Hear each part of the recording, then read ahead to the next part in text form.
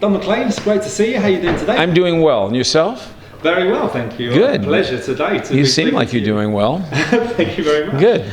You're about to release Botanical Gardens, your 19th studio album, and you've gone back to a safe place for your inspiration. So take us through your thought process. Well, this was in my head for quite a while, this idea, because I had been in these gardens in Sydney, Australia, which were adjacent to the Sydney Opera House. Yeah. And I encourage anybody who goes to Sydney or lives in Sydney to go to these beautiful gardens, and I'm sure, a lovely place to take a walk. And so in the course of several tours over there and being in Sydney for quite a while, I did this every day. It's just a magical place, and I would see young families and young ladies, and because the women like the flowers quite a bit. So I didn't see too many young guys walking around, an old guy like me, and so began to think about this place as sort of a dream world of my youth.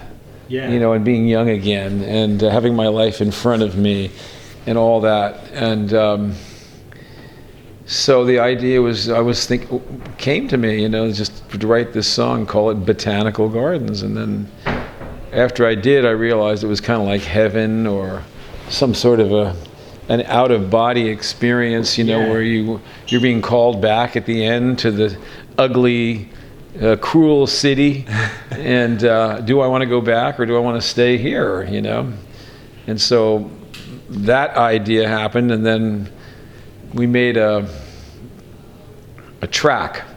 The boys in Nashville made a great track, which I loved, and so I thought, well, if they help me, I can, maybe work on a record. So a couple more songs, a few more tracks, then we went in the studio, a bunch more songs, and then recorded a lot of them live, with the band, and then worked on them, Yeah. Put different counter rhythms in a lot of stuff. And did everything evolve quite naturally when you were in that sort of Botanical Gardens headspace then? Mm-hmm. That's what was always at the center of your thoughts? Yeah. Once I got the idea, it seemed to be able to go in a lot of different directions. I mean, when you have an idea, did you from the outset think, I've got quite a clear vision? Well, a lot of times, for example, the American Pie album, the last song I wrote was American Pie. I had the whole album before I had that song. And they liked the record, too. They wanted to put, one or two of the songs out, like Winter Wood or whatever. I wasn't satisfied. I said, no, this isn't right. This I've got to get the thing that's supposed to happen. And it hasn't happened yet. So then I wrote American Pie, and I was, whoa, what's that? And then that became the focus, and everything fit behind it. So it happens the other way. And I was just in Beverly Hills, and Quentin Tarantino, the director, came to my show with his fiancée and told me that he's been following me forever, and said his favorite record was Chain Lightning, which is an album I made with Larry Butler, and it had Crying on it, it had Since I Don't Have You on it. Since I Don't Have You is probably one of the best records I ever made. And so he was just knocked out by that album. So you really don't, and that album, I think I had Chain Lightning already, and I had the idea of going in and doing a bunch of my songs and then some songs that were not mine, because that's who I am. I'm really not a pure songwriter. I'm a singer first. Then I sing other people's songs, and I also write songs. Yeah. So I'm known as a songwriter, but really, I'm a lot of things. I'm a performer and a singer first. What did you have in mind when you first set out? What were your ambitions? Well, my ambition, it was great because I didn't know anything. I had no idea how this business worked. I cannot say this enough times. In 1960, nobody knew how show business worked. not where I came from. You know, they knew how to do accounting, and they knew how to do banking, and they knew how to do advertising, and they knew how to work in New York City, and they knew how to, you know, go to church, but they didn't know about how the music business worked. It was a secret, and there was no way to find out. There were no books about it. You know, like today, there are books about everything. Yeah. There's YouTube tutorials about everything. I don't care whether you want to fix your watch or, you know, get into show business or whatever. You know, there's information galore out there that you can get on your phone. Nothing. Zero.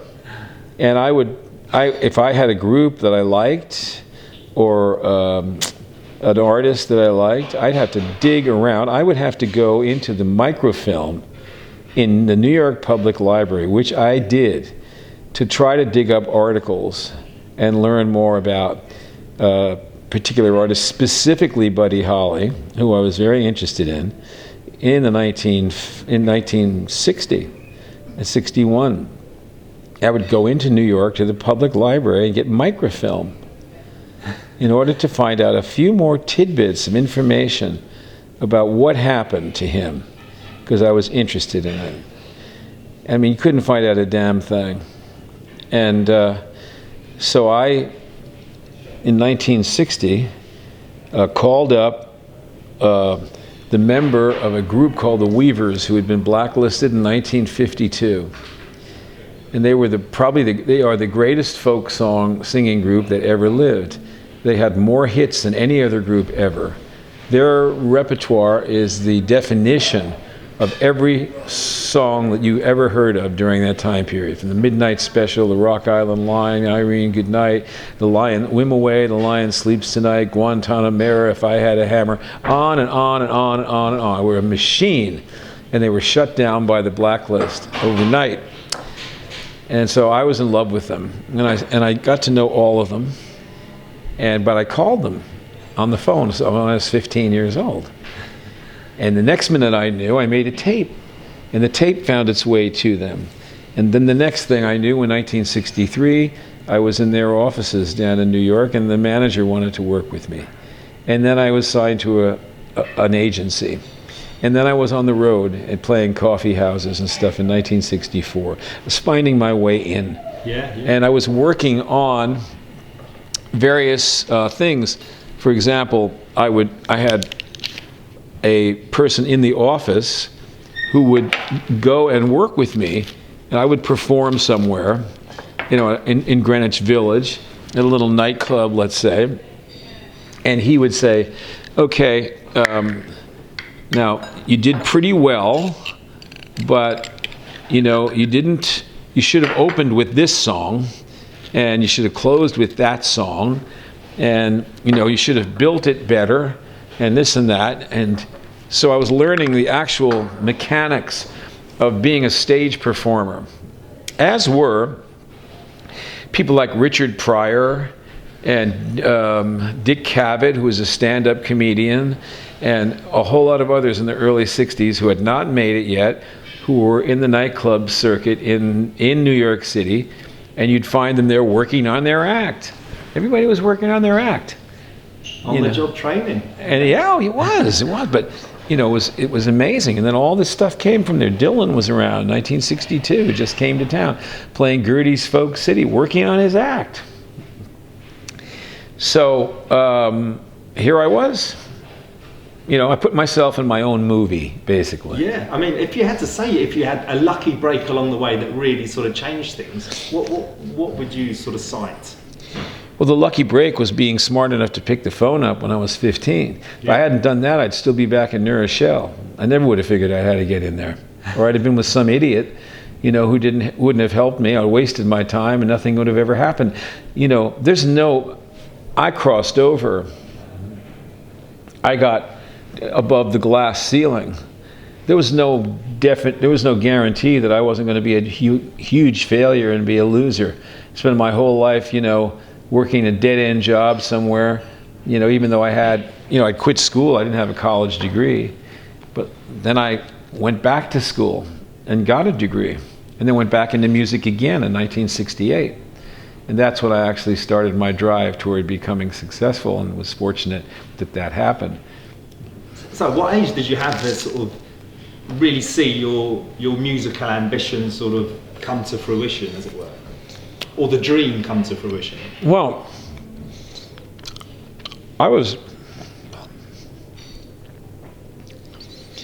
my dreams were very limited. By the time 1968 rolled around, 69, I had met Pete Seeger, who I admired very much, and all of a sudden I was standing next to him and singing songs. And we were at festivals together, and he was, I was singing with him. That was my dream. My dream had come true. Full stop. Everybody else was going to New York City and living in some crummy apartment and going to Greenwich Village every night and hanging around and singing in these places and spending all day doing God knows what. I was up in the woods, which I loved, and being in the country, which I loved, singing with a guy who I loved and who I admired. I'm going the other direction, away from the city. Well, it certainly worked out. Because I did what I wanted to do. I always did what I wanted to do, what I felt that was fun and I was enjoying. And that's always sort of, whatever you've wanted to do, is always connected with your audience. I mean, have you always had a special bond? Is that just naturally what you wanted to do was just liked by millions of people?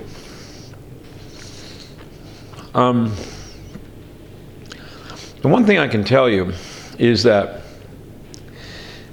when we knew all the singers, there was an audience out there, and the acts that were performing were musical acts. Later on in the 60s, I opened as a William Morris act. I opened for all these acts on the road: Steppenwolf, Three Dog Night, the James Gang, Laura Nyro, many artists, and they were all the same in that they all had very defined songs that they sang, and so you knew what a song was, and you knew the audience was ready to hear a song. So you knew how to communicate with that audience. I don't think I could communicate with an audience today because they want to have a spectacle. They're not. You still are communicating. You're out on tour very soon. Well, yes, but I'm talking about these big acts, as a spectacle world. It was not, the only person putting on spectacle was Liberace back in those days, who was really the father of popular music today. Yeah. Who were the acts that really stood out to you back in the day? What's that? Which artists really stood out to you back in the day? Well, I loved a lot of them. I loved Josh White very much, the blues man. I remember seeing him a few times, and I ended up working with him in 1968. I did 9 shows with him. Studied him very closely, because I studied his records very closely for many years, and I knew a ton about him. And his style on stage was very dramatic. He was also very good at arranging songs on his guitar. He played the song exactly the same. If you heard Hard Times Blues in 1940, or if you heard it in 1950, or if you heard it in 1960 or 1968, it would always start out as like doom doom doom doom doom doom doom doom doom doom doom blah. Well, I went down home about a year ago, man. Same thing. So you could take an orchestra and arrange that song. A horn section could go ba ba da ba ba da da ba da ba da ba. You see? Yeah. He arranged those songs exactly the same every time, and they were all different, and that impressed me. So I started to write guitar things for my songs. So fantastic. I mean, when you go out on tour, everybody wants to hear. Obviously, they want to hear American Pie. Are you still in love with that song as much as we all are? Well, without it, I might be playing a bar somewhere. So of course I love it. But the performance elements of that track? I'm thankful. I have a lot of songs that people know. I've got one that's humongous. I've got a couple of others that are pretty big, and that ain't bad. You know, I mean, I never had aspirations to be a commercial artist, so, you know, I've influenced a lot of commercial artists with my singing and my songwriting. Absolutely. I've had a substantial amount of commercial success throughout my career, and none of it was expected. So, and I didn't embrace it, you know, I didn't say, okay, I'm going to go write American Pie 2 and 3 and 4, and I'm going to write, you know, a lot more, you know, songs about artists. That seems to work. That's not how I do things. I just do it once and that's it. Absolutely, and it's totally worked. I mean, looking forward, do you have any deep-seated, I mean, I find it hard to believe that you do, but do you have any deep-seated musical ambitions left within you? I don't know. See, I don't know what I'm doing. I don't know what I'm doing. Everything I've done has just sort of happened as I've gone along. I've created something new for myself that appealed to me. My friend Lee Hayes used to say, he was in the Weavers, he used to say that Walt Whitman would say, the artist finding no sphere worthy creates one. So every few years I find my sphere not worthy. And so I have to create a new sphere. So that's all it comes down to, me being bored with everything I'm doing and wanting something else. And that's how it started off. Wow. You know, I had all these songs, I know thousands of songs, but I couldn't be satisfied singing popular music, which I could have done, or singing folk music, which I did and could have done, or singing rock and roll, which I could have done, and I do. I had just not enough for me. I had to write songs about George Reeves, you know, Superman's ghost. I had to write songs about orphans of wealth, about poverty. I had to write songs like Tapestry about the environment. I had to write And I Love You So, because I couldn't find a song, a popular song that satisfied me. Well, and lucky we are for it. I mean, if you had to look back across your career and pick out 3 songs that you're most proud of that would say that sum you up as an artist, what 3 would you choose? Well, I couldn't really do that because then I would have to say that I'm less proud of the other ones, which I'm not. You know, I'm proud of them all. I think they're all say something that's unique. And one of the good things about, and one of the ways in which I'm a bit egotistical is that I think I have very good ideas that I put into songs, which I think would be valuable to young people starting out who want to write songs. To be fearless. Say things that you believe, even if they go against what people might think you ought to believe. Say it what you believe. Very good advice. You know, and don't be afraid to do that. You have to be. You can't just go along making sure, gee, I want to write a rah-rah song to support what everybody's behind, even though if you thought about it, you realize how stupid that was. There are a lot of people that do that because they just want to be accepted. They want to fit in. Going down my road, you're not going to fit in. You're going to take a lot of abuse. And I took a lot of abuse in the papers and everything else for songs I wrote. You know, American Pie, you know, it was great for a few years, and then I was turned around and, oh, he can't do this, and he's no good, and blah, blah, blah, and then all of a sudden he's, you know, back on top again, and then they quit messing with me. Yeah. But they'll kick you as quick as look at you. But you're still here and an inspiration to all. Well, I mean, thank you very much for your time. Is there anything else that you'd like to say to Music News viewers out there? I don't think so. I'm just looking forward to singing here again, and we have a great band, and the band is represented very well on this Botanical Gardens album. Jerry Kroon on the drums, who's been many hit records. Tony Migliori, who's one of the greatest string writers and piano players and keyboard people ever. And there's really nobody that comes close to him. And then 2 great guitar players, a Southern rock guitar player and songwriter, Vip Vipperman, who wrote the song 1982 for Randy Travis and has written a lot of country songs, and who plays just wicked slide guitar and all sorts of other things he does on the guitar. And then Mike Sievers, who plays the other guitar, he plays more of a Telecaster kind of 50s rock guitar, as well as even a little bit of surf in there. Dick Dale, you know. So Mike Sievers. And then we have a great bass player, Brad Albin, who also performs with the Time Jumpers, who you can see on YouTube. They are a very sophisticated musical group of Nashville musicians who were kind of put out to pasture because they were a little older, you know, have come back and created this really good band, 7 or 8 of them. Excellent. Well, we look forward to the shows. Thank you very much. Me too. It's Thank been you. An absolute pleasure. Thank you. I enjoyed it. Thanks a lot. Alrighty.